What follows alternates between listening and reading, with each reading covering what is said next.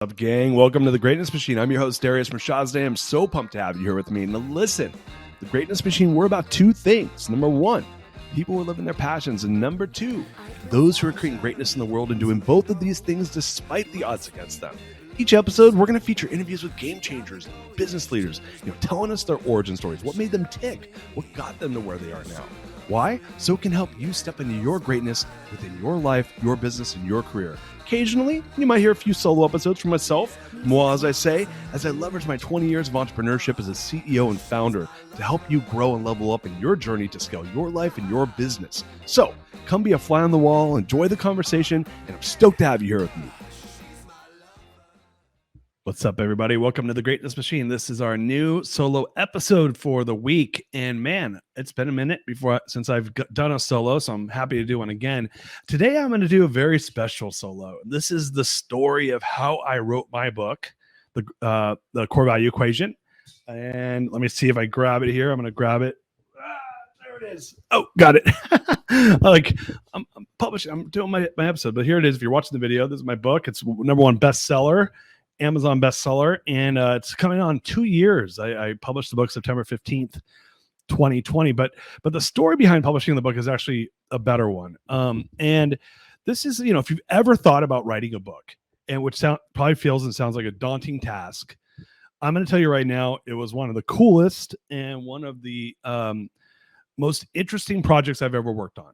And I could tell you, anyone can do this. Anyone can write and publish a book.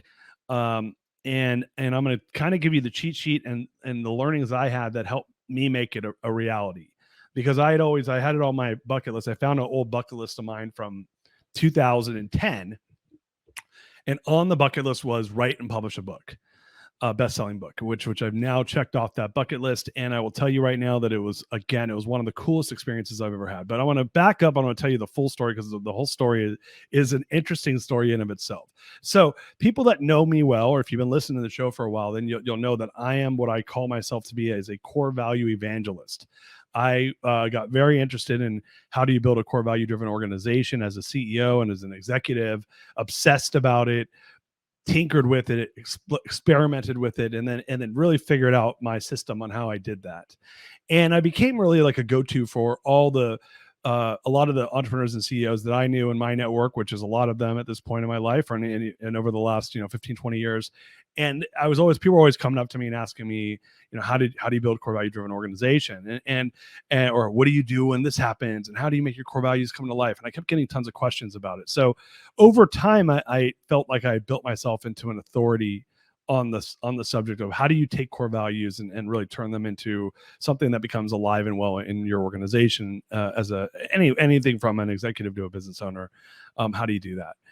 And I probably, this was about 7 or 8 years ago, I was mentoring a group in Entrepreneurs Organization. They have a group called Accelerator, which is for smaller businesses under $1 million in revenue.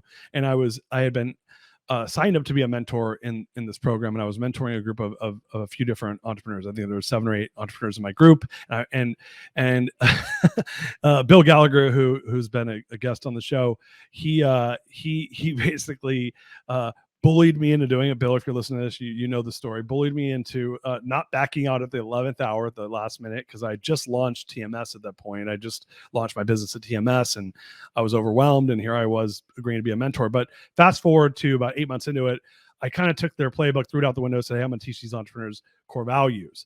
Well, a few months after that, they did an event where they asked me to come speak at it. And so I came and I spoke, and I met this guy by the name of Dr. Dave Mazaroni, who ran orthodontics practice in Northern California. And he asked me if I would help him build his core values. So I initially told him no, but he's a very likable person, and I agreed in the end to do it. And so I helped him. We became friends. Well, fast forward to 2018. So this is about 4 years later.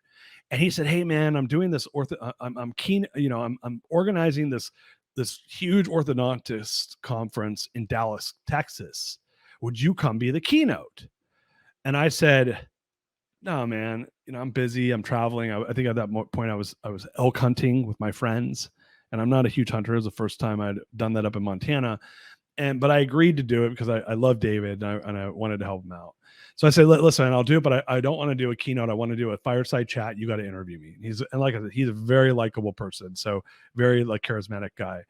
And so I flew into Dallas, group about 500 orthodontists in the audience, had a great talk. Just, it was very like natural. It wasn't like something where you're staring at the screen, but it was a very insightful, great conversation about how do you build a core value driven business. Well, this is October 2018. And at the end of the talk, I got off stage and I had this line of people coming up to me to thank me and talk to me about my talk. And first person comes up, oh, Darius, I loved your talk. Is there like a book I can read that'll teach me how to do this? Or is there like a class I can take? No, I'm sorry. I really just taught myself how to do this. Now, mind you, in the back of my mind, rewind back to 2010, I'd wanted to write a book. So I kind of had wanted to write this core value book, but I just didn't, I hadn't committed to it. Next person, oh, I love your talk. Hey, is there like a book I can read or a class I can take? No, I'm sorry. This is just my own stuff, but maybe one day. 6 people down, 6 person asked me in a row, is there a book I can read or a class I can take? Finally, I said, yeah, it's coming out in June. So at that moment, this is October of 2018, I had committed to writing a book. At least I had said it out loud for the first time. And many of you may have had that moment in your life where you're like, man, there's this book I want to write. And I tell you, everyone has a book in them. And you can say, oh, that book's already been written, or this thing I know other people know. But I will tell you this is something that, there hadn't been a great book on how do you build a core value driven organization. So that was easy for me. But I will say this, no one has said it the way you're going to say it. There's, I don't know what the numbers, it's a huge number, 5,000 self-published books a day, I think, that come out. It's a huge number that literally it's their launch day every day. It's like millions and millions of books come out per year. So everything's been written about everything, but nothing has been written the way you're going to say it. And I didn't know that before I went to the process. I never thought about it like that no one's going to say it the way you're going to say it because you're a unique perspective and you're a unique person. So if you have a book in your head that you want to write, just know that even if a book's been written, it's never been written in your voice with your thoughts and your personality and your authority, the way you think about it. So move forward about 2 months, and my business was, we went through this huge sale of one of our divisions of our companies, and it was a very traumatic thing that was happening over Christmas 2018. And I'm sucked into this process because it's either I'm going to sell this business or I got to lay off 400 people, and it was freaking me out. So to take a break from this process, because I'm literally on the phone hour by hour trying to figure this sale out, I decided to dictate my book. So I literally like turn on my phone, like the recorder in my iPhone, and I'm like chapter 1, and I just go through and I do about, I think it's like 14 hours of chapters. And over like a 2-week period, I dictate my book. So now I was like, oh my God, man, that was a pretty stressful moment in my life, but I actually got the book out of my head. I just like recorded it on my phone. I just talked it out. I had a friend of mine Jeff Shocks, who also is a former guest on the show. And Jeff told me that's how he wrote his first book. So I didn't know what I was doing. I just knew that's what he did. And I said, well, hell, I'll do it. If he did it, I can do it. And so I did that. And I reached out to a friend of mine, John Rowland, who is coming up. He's going to be a guest on the show, of giftology fame. So many of you might know John Rowland, Ruhlin. If you don't know him, check out his giftology stuff. He's going to be coming on the show in a couple of weeks. But he had a monumental book about how do you give gifts as a form of building your business. And so I said, I'm going to reach out to John. He's a friend of mine. See if he can point me in the right direction on like what he would do, or who I can maybe have help me write my book. Because I knew that there's these different companies out there that do like publishing, and I had done some research at this point. I started reaching out to people that help you put together your manuscript, and you go shop your manuscript to different publishers. Because I'll tell you what, out of the gates, when you start thinking about writing a book, you're probably like, I don't know what the fuck to do. Do I have to go find a book publisher? Do I need an agent? Do I want to self-publish? Do I want to, I found out there's a thing called hybrid publishing. What do I do? It's a confusing world.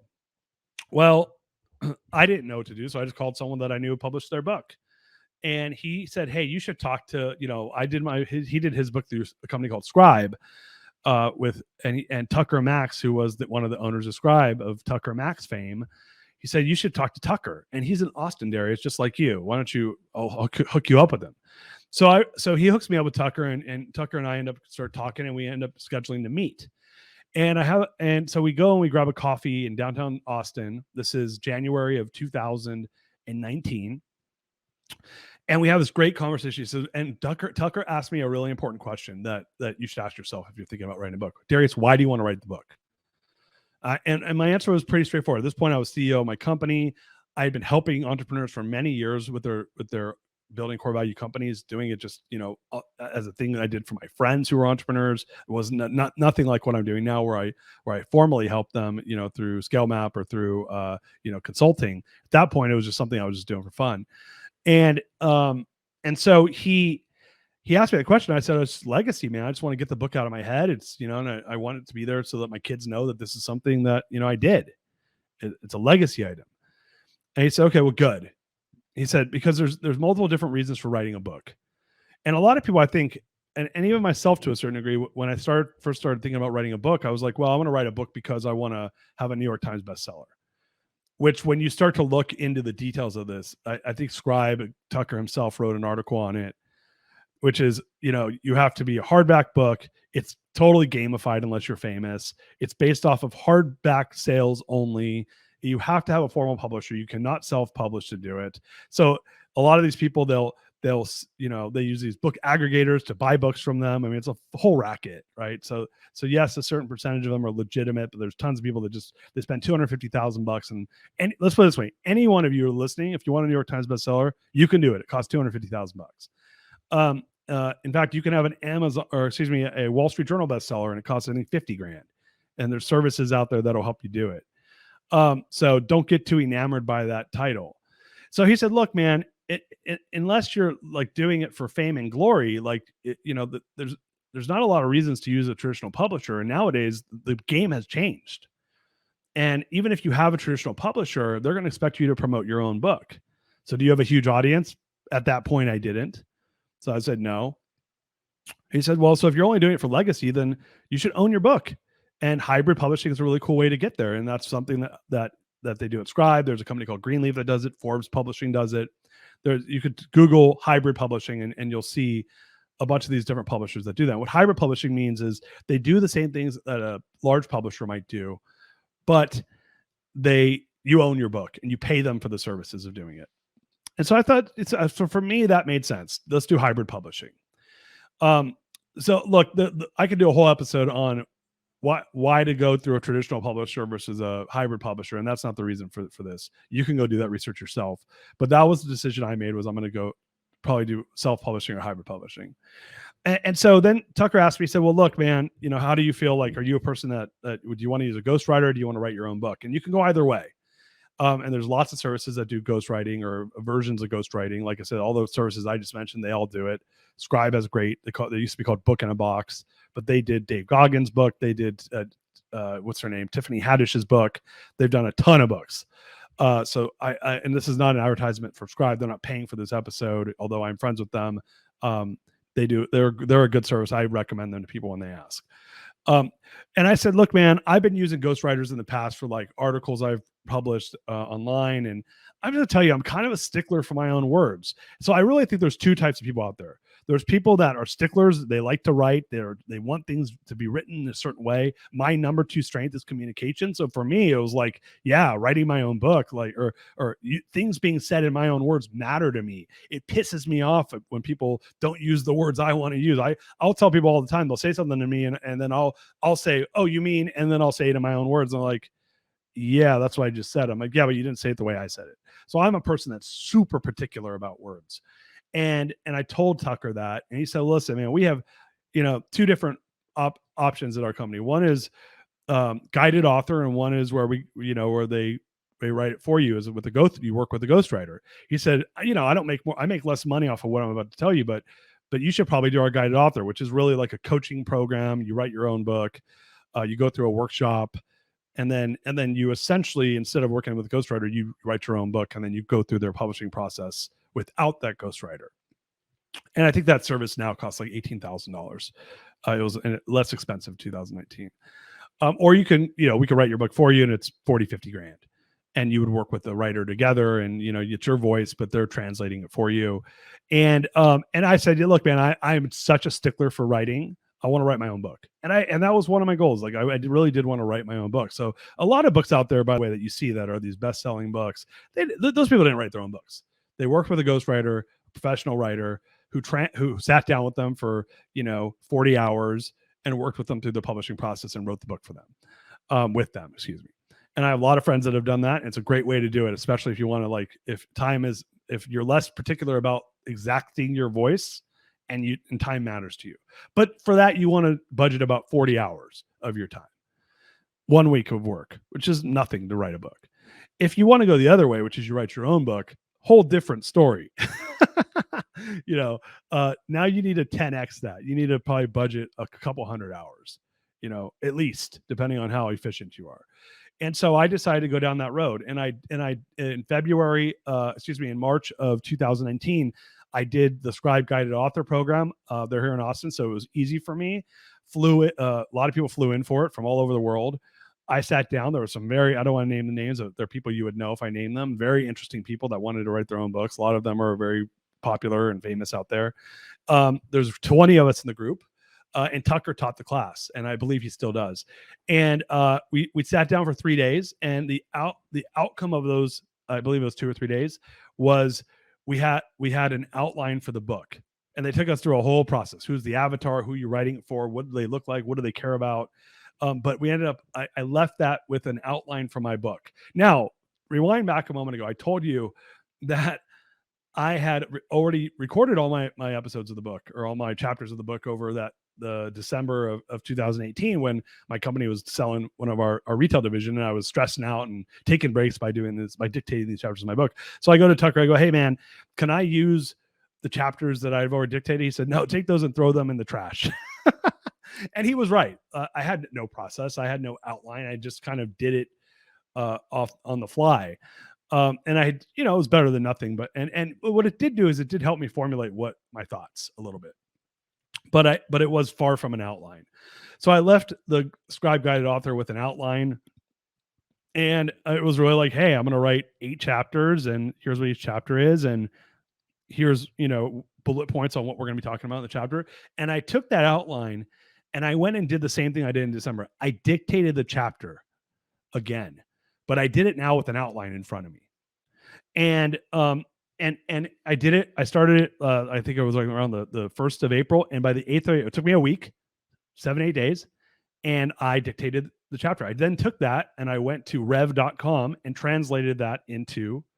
dictated it into, written words, what I said. Now, one thing you realize, especially if you like listening to podcasts, is if you took my podcast right now and you had it dictated on like a rev.com service or something where they type up everything I'm saying and you read it, it would be very two-dimensional.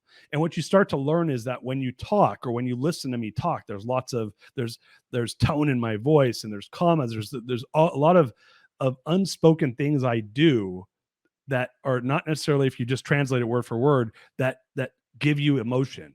You lose that when you dictate and translate that into a script, right? You scribe it. So what I realized was I had these kind of outlines that I talked through, but I had to then go and I had to retranslate that into a book. And it was, and the way they do it at Scribe, which is really cool, is they tell you write 250 words a day. That's what you commit to every day, rain or shine, 250 words. You get up, you knock it out, do it at night. You find a time when it's consistent, but you're consistent about it. And you do it chapter by chapter. And there's a cool thing they do in writing the book that again, if you're thinking about writing the book, these were things that I thought were really interesting, which was, I think a lot of times when people want to write a book, they think that you're looking at a finished copy of a book you've read. You're thinking, I want to do that. And what they call it in writing is the first draft of your book is so heinous and disgusting that unless you're like, they say every book comes out this way. If you read the first draft of every book, it would blow your mind on how bad they are. And I think you could even go out there and look this up. You can go and look up the first draft of the famous books and scripts, and you read them, and then you read the final, and it's like there's some similarity, but they are very, very different, which really opened my eyes up to the power of editing.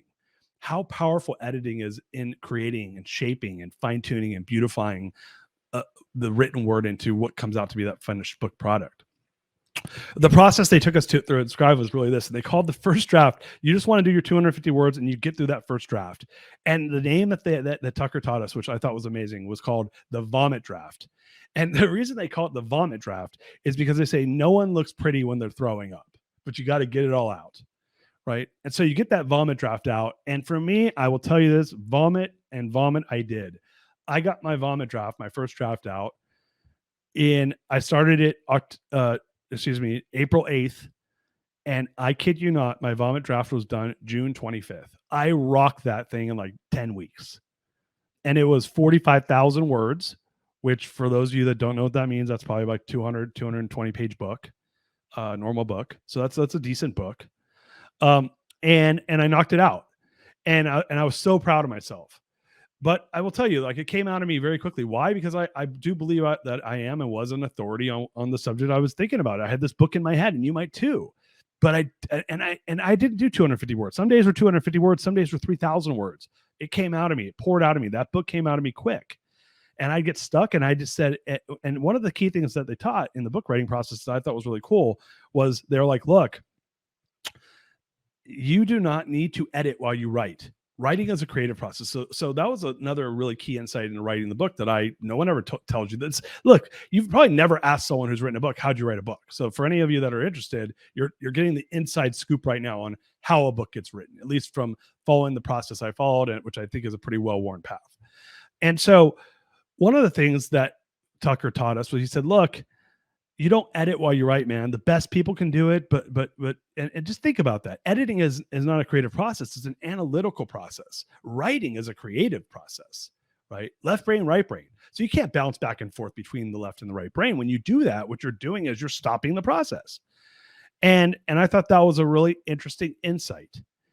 And so what I did was I followed the process, and I will tell you this: I was very coachable, and I was a student of the game. I just did what they told me to do. So he said, don't edit while you write. So I just wrote, knocked out my vomit draft, got my vomit draft. And then they took us through an editing process. And it was an interesting editing process, and probably people do it differently. But there was a couple things that really stood out to me. Number one is they did the edit. They made some recommendations. And then you do a read through of their recommendations, and you kind of make the changes that if you agree with them or not. Then I did my own read through and cleaned it up even more. And I found there was tons of stuff. First of all, when you write a book, or if you write, 45,000 words, 200 pages of a book, you start to see that there was sometimes I would say stuff over and over again. There was paragraphs I wrote in chapter 6 I already said in chapter 3 and vice versa. Why? Because I wasn't paying attention to it, and I was just getting it out of my head. And so I would cut out whole pages. I'm like, oh, I already talked about that. The other thing was there was words I said or sentences I said that were like, as I read it over and over again, I which is really what the editing process is you're reading it over and over again. And you're cleaning it up and you're tightening it up. And this is a process that they call in writing called killing your baby. Because something I learned in the process, which I thought was really interesting, was when you're writing, and just think about this from the perspective of being a reader. I read, gosh, like crazy, right? Those of you that know this know that I'm reading 10 books at a time. You got to earn it. You got to earn it from the reader one page at a time. So think about yourself. How many times do you read a book? You're halfway through and you're like, I'm over it. I've given them 2 extra chapters. I said if it didn't get better, the first couple chapters were good. The last 3 weren't that good. I'm over it. I'm turning it off. I'm done. I'm done reading this book. And you close the book. Why? Because as a reader, you only want to give your attention to things that interest you. You're very selfish. Readers are very, very selfish. And so I thought that was super interesting. I was like, oh, okay, you got to earn it one page at a time. Why does that matter? Well, when you're editing your book, when you have that lens on, you start killing stuff. And I was killing, they were my favorite stories. I'm like, this is one of my favorite stories. But I realized I was being self-indulgent. The reason I wrote that story was because I liked that story, but it really didn't help make the point of the book. So I was killing some of my favorite stories, and they call it in writing, they call it killing your baby. So you go through the process, you kill your baby, and then the last 2 edits. One is called the read out loud edit, and you try this sometime when you write something. Read it out loud, and it sounds different when you read it out loud. And that'll give you, again, another perspective to then go clean it up, make it sound better when you read it out loud. And then you do your final edit. So, I think all in, it took me a couple 100 hours to do that. I will say this: the final, when I locked the manuscript, it was a really cool. So I started the editing process in, I think it was June 25th.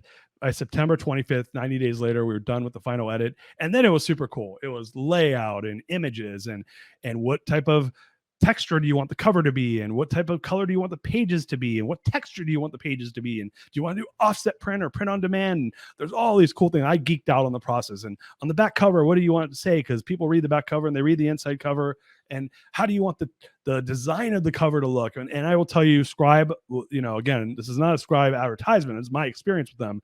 They were absolute pros. They really crushed it. Javon, Tucker, all those guys over there, they crushed it. They did a great job. And I had a great experience with them. And but it took a lot of work. September 25th was when the book was done. It took about 4 to 6 months post writing. You would think that the writing part was the easy part or the hard part. No, man, the post was the shit ton of work. And we did all that. And I'm not even talking about book launch. Book launch is a whole nother conversation for people that want to have a successful book launch like I did. That was 1,000 hours of work. But it was really eye-opening to go through the process. And one of the things I realized was it was a marathon. It was a little bit of work all the time. Send it off to the editor, get it back, read through it. I read my book so many times that, and Tucker said this is actually a really funny note. He said, you'll know you're done with your book when you hate your book. You'll be done with your book when you hate your book. And at the end, I was like, man, I fucking hate my book. I'm over it. I can't read this thing again. I can't give it to anybody else to get notes on it. I'm done. And I hated my book, but I loved it because it was done. And it was, it's one of those things where it was, one bite of the elephant at a time, but it demystified the process. And I really just gave you from A to Z the entire process of what it was like to write a book. So, for anyone out there that's interested in writing a book, I will tell you it was a really cool process. The other thing I learned in this, which I didn't realize, was a lot of people write books because there's something about being an author. An author, stands for being an authority. And I was an authority, and I am an authority on how do you build a core value driven organization, high growth organizations, using core values. So for me, what it did was really interesting. And I believe it was, one of my mentors was Vern Harnish said this: people act differently towards you when they know you've written a book on a subject. There's not an entitlement, but like you level up, like people, like for whatever reason, you take those ideas, you put it on paper, you bind it in a book, you put a cover on it. It sets that idea apart than you just being someone that talks about it. And what I learned was a lot of people in business write books because it gives them a platform to then say that I am an expert on X, Y, and Z. So I will tell you this: if a lot of people use their books to do great in the world, a lot of people, maybe some people want to do like what Natasha Miller, one of our former guests, did. And you want to do your memoir. And there's groups out there that'll help you do that. But telling your story, like the one thing that I thought was really cool is like, I'm going to be dead and gone, but my book's here forever. Anyone that wants to read my book, it's there. My family will get a check, not much. You don't make any money on books, on the book themselves. You make money on, what the books, the opportunities the books get you. Maybe if you can leverage it to get business or to teach your clients or teach your team. But it's a cool process. It's a great creative thing. And it's something that, it'll withstand the test of time, assuming your book's not too controversial that people don't burn it. All joking aside, it is a legacy that you get to leave for future generations. My kids will be able to read my book. And that's something I'm super proud of. So I would tell you, if someone asked me on a podcast, they said, are you going to write any more books? And I said, I'll probably write 10 more books. I already have, the next couple of books in my head. In fact, I have a kid's book coming out called What Are Core Values that we worked on that's going to be launching sometime in the next year. I haven't, the launch is a lot of work if you want to do it right. So I could launch it tomorrow without a launch, but I want to launch it and make sure it gets what it deserves, gets the attention it deserves. So look, anyone that's interested in learning more, like I'm actually always happy to have a conversation. You can email me, Darius at The Real Darius. I can point you in the right direction on who I worked with to write my book, but it is not impossible. It is an amazing project to work on. You can take years and years to get it out there. And when it's done, it will be something that future generations in your family, in business, in the world, whatever audience you're serving, it will be there when you're long gone, which I think is really cool. So anyway, listen, I love sharing my learnings and insights, and I hope you enjoyed this episode. If you do love our episodes, I ask kindly that you share, go post a review, hit the share, hit the like button, show this to your friends. That's, my goal here is to turn this into one of the top podcasts in the world. The only way that happens is by people sharing the episodes. So please share the episode, and hopefully you learned a few things today. I know I enjoyed giving you my story, and till next time, peace out. We love you. You are listening to The Greatness Machine, and that's a wrap for today. Listen, if you love what you heard, subscribe to the show on whatever podcast platform that you're tuning in on, so that you don't miss any of our future episodes. We have tons of great people coming on, and we're stoked to have you here to enjoy it with us. Leave us a review. Tell us what you love most about this particular episode. We love getting the reviews. We love to see what you guys love most. And if this particular episode, made you think of someone who's leveling up in their business and in their life, print screen, share it with them. Leaders are the best givers, and after all, we're all here to support and grow with each other. And in case you want to see some of the fun behind the scenes shots or some of the things that we're doing, I'm actually writing about this in my weekly newsletter. Go to www.therealdarius.com and subscribe to my newsletter. We're talking about fun things like business and life and mindfulness and cryptocurrencies and gosh, I don't even know, everything and anything, but it's tons of fun stuff I write about. I try to get it out on a weekly basis. You can subscribe at www.therealdarius.com. And with that said, look, thank you guys so much. Appreciate you. I love you. Peace. We're out of here. See you guys on the next one. She's my lover.